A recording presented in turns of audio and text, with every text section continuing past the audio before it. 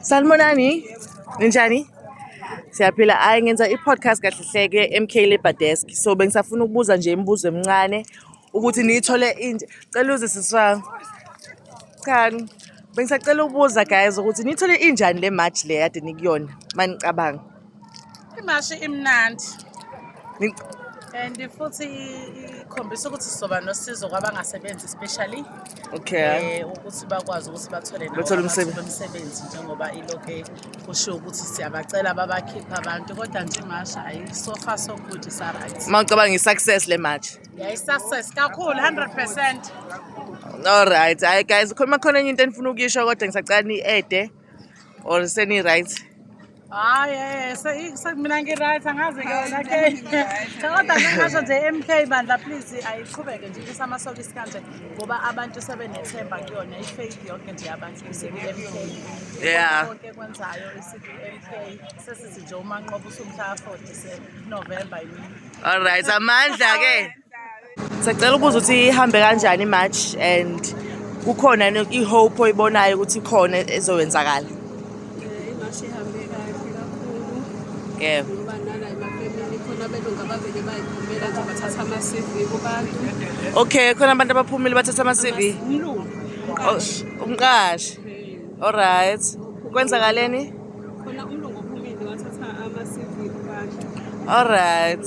Base kuba khona umlungu futhi omunye wama-security ofuna ama-security awu-4 anesira oyedwa sewuthathile umsebenzi ewutholile. Hawu, siyabonga-ke shuthi it was a success.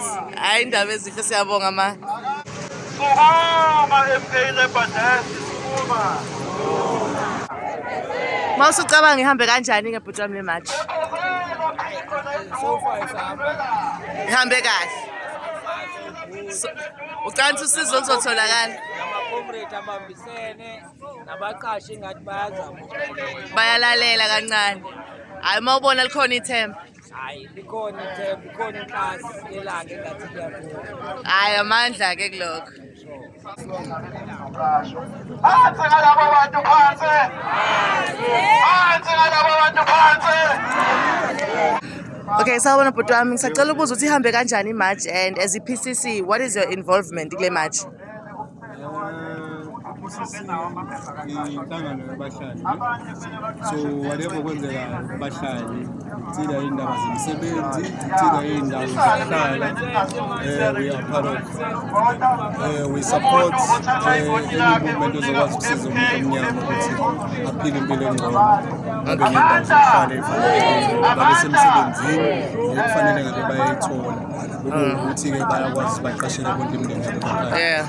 So involvement ye-PCC ibheka into ezivakalayo ukuthi ziyenzeka. In fact kuzo zonke iy'nhlangano zepolitiki ey'khona kahle kahle siyabheka. Yeah. We are watchdogs ukuthi si-check ukuthi ngabe izinto Zihamba kahle. ey'khala kade ziyafika nebantwini bethu. Alright. Ama-citizens e-South Africa. Alright. So le match ihambe kahle in your opinion? Hayi ihambe kahle kakhulu, siziphathe kahle kakhulu ukuthi Abaqashi bazwile. hayi abaqashi sithemba ukuthi phela abaqashi singawubanga umsindo kubona ngathi sibangela umsindo njengey'mpukane. Yeah, Sithemba kodwa ukuthi bazwele ngoba phela bayazi nje basiza lana njenge-30 sisazokhula. alright, hayi amandla.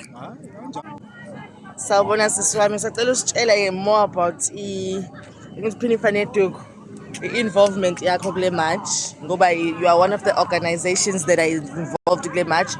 So ngicela usitshele ukuthi i-involvement yakho ithini and mawucabanga in your opinion ihambe kanjani le match? Ngibingelele sisi wami, ngibonga kakhulu ithuba. Yeah. Ngicabanga ukuthi i-involvement yami kule mashi it's because nami njengoba ngilana as umdayisi wePhinifa Neduku, I'm the owner of iPhinifa Neduku. So njengoba ngilana nami nginenkinga efanayo nabanye abasebenzi abakhona eSouth Africa ngokwephuca umsebenzi ngenxa yabantu bokufika. So nami since ngilana ngibambisane kanye nabanye abafowethu iPCC kanye neMK Labour Desk ukusiza ukulekelelana ekuthaneni labantu sibakhiphe emsebenzini wethu. Engicabanga ukuthi lokho kuyi-friendship enhle kakhulu phakathi kwethu, sizokwazi ukuthi siyenze lento until size sibanqobe because ngeke sikwazi ukuphumula singakabanqobi. Amandla. Awethu.